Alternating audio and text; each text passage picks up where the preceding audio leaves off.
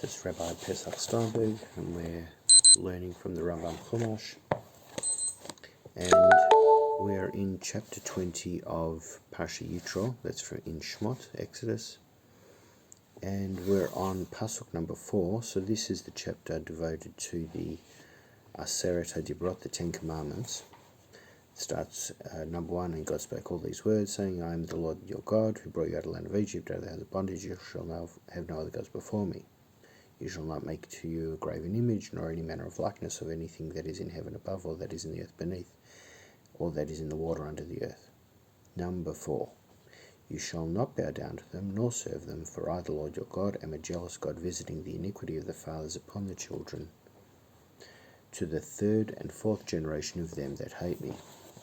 So Rambam makes a note about this. He says, you have no doubt noticed in the Torah how the commandment to annihilate the 7 nations and to save alive nothing that breathes is followed immediately by the words that they teach you not to do it after all their abominations, what they have done unto their gods.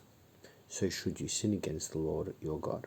That is to say, you shall not think that this commandment implies an act of cruelty or of retaliation.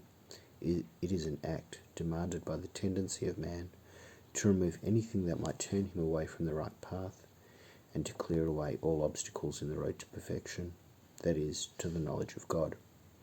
Nevertheless, acts of mercy, pardon, pity, and grace should more frequently be performed by the governor of a country than acts of punishment, seeing that all the 13 midot of God are attributes of mercy with only one exception,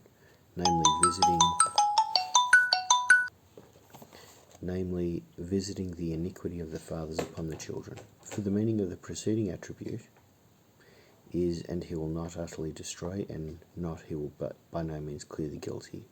For example, and she will be utterly destroyed, she shall sit upon the ground. That's from Yeshaya.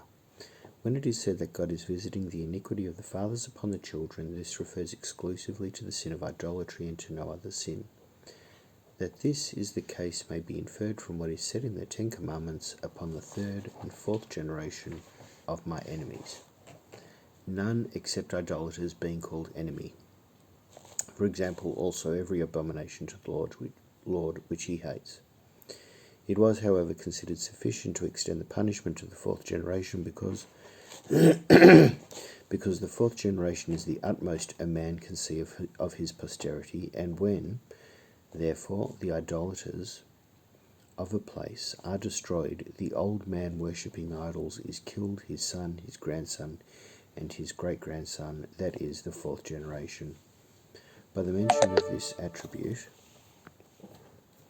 we are, as it were, told that his commandments, undoubtedly in harmony with his acts, include the death even of the little children of idolaters because of the sin of their fathers and grandfathers. This principle we find frequently applied in the law. For example, we read concerning the city that has been led astray to idolatry, destroy it utterly and all that is therein. All this has been ordained in order that every vestige of that which would lead to great injury should be blotted out, as we have explained.